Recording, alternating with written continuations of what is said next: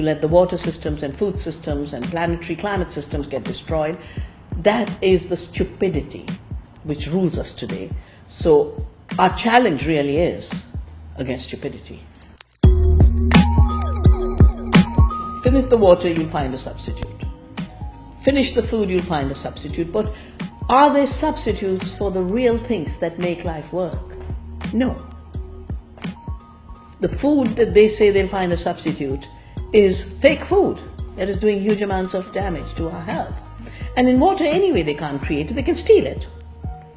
So the powerful go to poorer communities to divert more water. I don't think the planet will die. I think the earth is too powerful. She's lived through hotter times, colder times. She's lived with dinosaurs, without dinosaurs. She'll live with human beings, without human beings. We are dispensable. She'll find a way. We need to protect our home. Women were left to do the work that was considered not important. Going to war and killing was considered important. Making profits at the cost of others was considered important. That's where powerful men designed it, and they sucked in not powerful men to do their dirty job. Women were left to do the real things, provide the water, provide the food, take care of family. The values we need are the values of knowledge of how to live with nature. That's what women's knowledge is. We need knowledge of how to care. That's knowledge. It's called emotional intelligence now. We need knowledge of how to share. That is a capacity we will need more and more in the future, in a period of privatization and in a period of extraction. So women, with their caring and sharing, will be the teachers of how to be human in the future.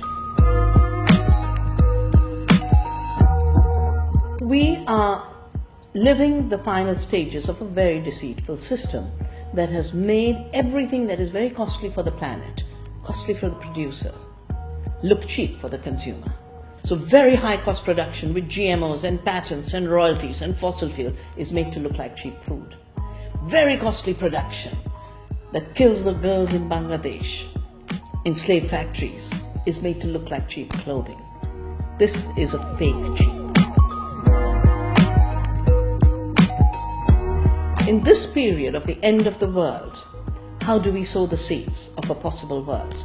The first, every young person should recognize that working with their hands and their hearts and their minds, and they're interconnected, is the highest evolution of our species. Working with our hands is not a degradation. It's our real humanity. Start a garden. Create a playground in the way you grow food. Save seeds. Cook.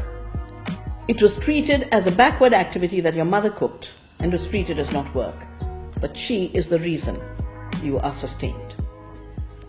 Start cooking classes. Get grandmothers to teach you how to cook. Create community. We are not atomized producers and consumers. We are part of the earth family. We are part of a human family. We are part of a food community. Food connects us. Everything is food.